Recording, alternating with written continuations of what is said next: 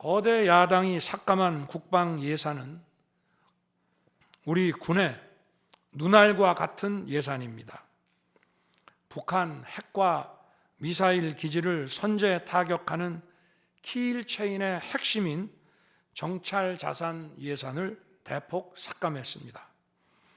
핵심 전력인 지휘 정찰 사업 예산을 2024년 대비 4,852억 원 감액했고, 전술 데이터링크 시스템 성능 개량 사업은 무려 78%를 삭감했습니다. 우리 국민을 향해 날아오는 미사일을 요격하는 KAMD, 즉 한국형 미사일 방어 체계 구축도 예산 삭감으로 개발이 중단될 위기입니다. 장거리 함대공 유도탄 사업을 위해 예산 119억 5,900만 원을 책정했지만 96%를 삭감하고 5억 원만 남겼습니다. 정밀 유도포탄 연구 개발 사업은 84%를 삭감했습니다. 아무리 주먹이 세도 앞이 보이지 않으면 싸울 수 없듯이 감시 정찰 자산이 없으면 아무리 좋은 무기도 무용지물입니다. 게다가 최근 북한의 드론 공격이 큰 위협으로 대두되고 있습니다. 드론 방어 예산 100억 원 가운데 무려 99억 5,400만 원을 깎아서 사업을 아예 중단시켜버렸습니다. 도대체 누구의 지시를 받아서 이렇게 핵심 예산만 딱딱 골라 삭감했는지 저도 궁금할 지경입니다. 게다가 지난 민주당 정권은 국군 방첩사령부의 수사 요원을 2분의 1가량 대폭 감축하여 군과 방산에 대한 정보 활동과 방첩 활동에 심각한 타격을 주었습니다.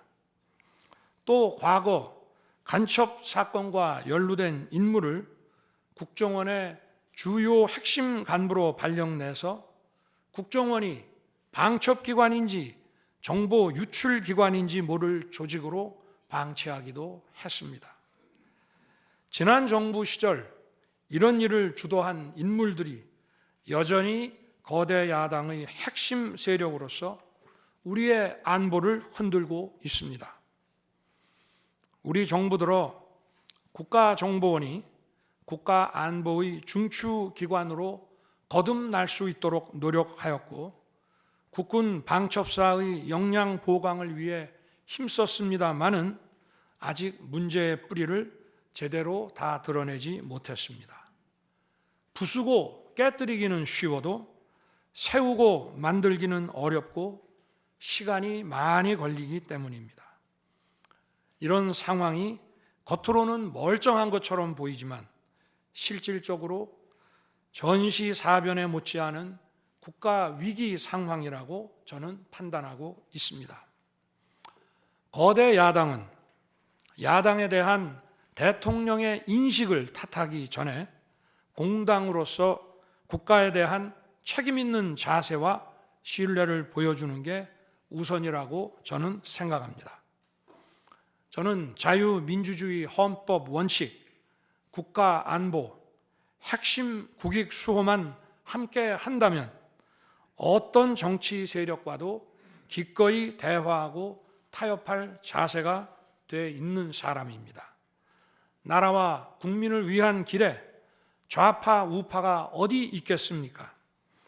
하지만 자유를 부정하는 공산주의, 공산당 일당 독재, 유물론에 입각한 전체주의가 다양한 속임수로 우리 대한민국에 스며드는 것은 막아야 합니다. 이런 세력과 타협하고 흥정해서는 안 된다고 생각합니다. 우리가 가치를 공유하지 않는 나라와도 교역도 할 수 있고 국제 협력, 상호 이익을 추구할 수도 있습니다. 하지만 우리 정치 체제에 영향을 미치고 스며드는 것은 막아야 합니다. 그것이 국방 안보만큼 중요한 정치 안보입니다. 바로 우리의 자유민주주의를 지키는 길입니다. 자유민주주의 국가의 공당이라면 이런 세력을 옹호하고 이런 세력과 손잡는 일은 절대 해서는 안 되는 것입니다. 재판관 여러분, 그리고 국민 여러분, 거대 야당은 제가 취임하기도 전부터 대통령 선제 탄핵을 주장했고 줄탄핵, 입법 폭주, 예산 폭거로 정부의 기능을 마비시켜 왔습니다. 거대 야당은 이러한 폭주까지도 국회의 정당한 권한 행사라고 강변합니다. 그러나 국회의 헌법적 권한은 국민을 위해 쓰라고 부여된 것입니다.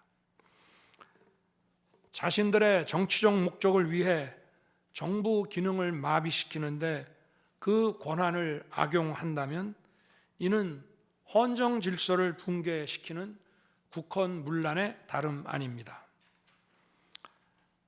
또한 거대 야당은 제가 비상계엄으로 국회의 권능을 마비시키려 했다며 내란몰이를 계속하고 있습니다. 하지만 거대 야당은 제가 대통령에 취임한 이후, 아니 취임하기도 전부터 지금까지 지속적으로 끈질기게 정부의 권능을 마비시켜 왔습니다. 마치 정부를 마비시키는 것이 유일한 목표인 것처럼 국회의 권한을 마구마구 휘둘러 왔습니다.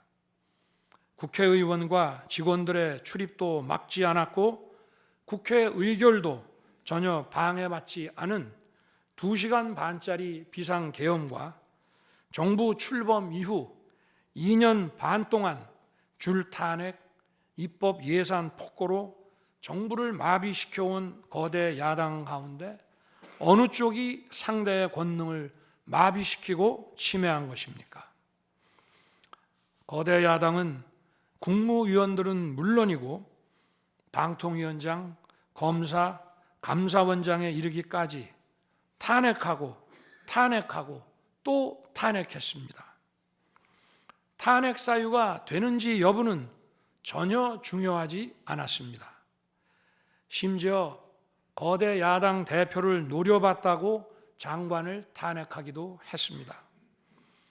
일단 탄핵해서 직무를 정지시켜 놓고 정작 헌재 탄핵 심판에서는 탄핵 사유를 마음대로 변경하는 황당한 일도 반복해 왔습니다. 얼마 전 중앙지검장 등 검사들에 대한 탄핵 심판을 재판관 여러분께서 직접 진행하시지 않았습니까? 기자회견장에서 거짓말을 했다는데 실제로는 그 기자회견장에 나오지도 않았고 국정감사에서 허위 증언을 했다는데 정작 국정감사에 출석하지도 않았습니다. 기본적인 탄핵 사유조차 틀렸는데도 일단 직무부터 정지시키고 보는 것입니다. 이것이 과연 정상적인 일입니까? 거대 야당의 공직자 줄 탄핵은 정부 기능을 마비시키는 차원을 넘어 헌정 질서 붕괴로 치닫고 있습니다. 이태원 참사가 발생하자 거대 야당은 연일 진상규명을 외치면서 참사를 정쟁에 이용했습니다. 급기야 행정안전부 장관을 탄핵했습니다. 당시 북한이 민노총 간첩단에게 보낸 지령문에 이런 내용이 있습니다. 이번 특대형 참사를 계기로 사회 내부에 세월호 참사 진상규명 투쟁과 같은 정세 국면을 조성하는 데 중점을 두고 각계각층의 분노를 최대한 분출시켜라. 거대 야당이 북한 지령을 받은 감첩단과 사실상 똑같은 일을 벌인 것입니다. 이야말로 사회의 갈등과 혼란을 키우는 선동 탄핵이라 할 것입니다. 거대 야당은 자신들의 당 대표를 수사하는 검사들도 줄줄이 탄핵하고 서울중앙지검장까지 탄핵했습니다. 검사 탄핵은 그 자체로도 수사 방해이지만 검사 탄핵을 지켜보는 판사들에 대한 겁박이 되기 마련입니다.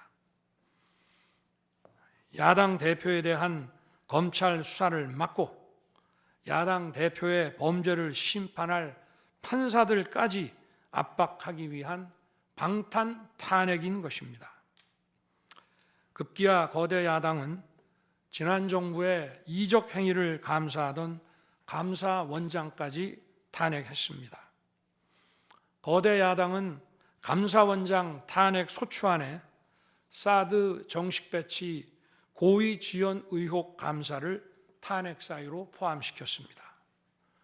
이 사건은 지난 민주당 정부의 안보라인 고위직 인사 4명이 주한 중국 대사관 무관에게 사드 배치 작전명, 작전 일시, 작전 내용 등 국가 기밀 정보를 넘겨준 간첩 사건입니다. 감사원은 이를 적발하고 검찰에 수사 의뢰하는 등 감사 조치를 진행하였는데 이것이 탄핵 사유라는 것입니다. 자신들의 간첩 행위를 무마하기 위한 이적 탄핵이 아닐 수 없습니다. 헌법기관인 감사원장에 대한 무차별 탄핵은 그 자체로도 심각한 헌법 파괴 행위이지만 이적 행위까지 탄핵으로 덮는 것을 보며 이야말로 자유민주주의를 무너뜨리는 망국적 위기 상황이라고 판단한 것입니다. 또 한편 정부 각 부처들은 국민의 세금으로 엄청난 규모의 예산을 사용 집행하고 있습니다. 수많은 산하 기관도 거느리고 있습니다. 그런데 이런 부처의 수장들을 탄핵 소추로 직무정지시켜 그 부처의 기능을 마비시키거나 심각하게 저해한다면 기회 비용과 재정적 측면에서도 국가와 국민에 얼마나 막대한 경제적 피해를 입히는 것이 되겠습니까?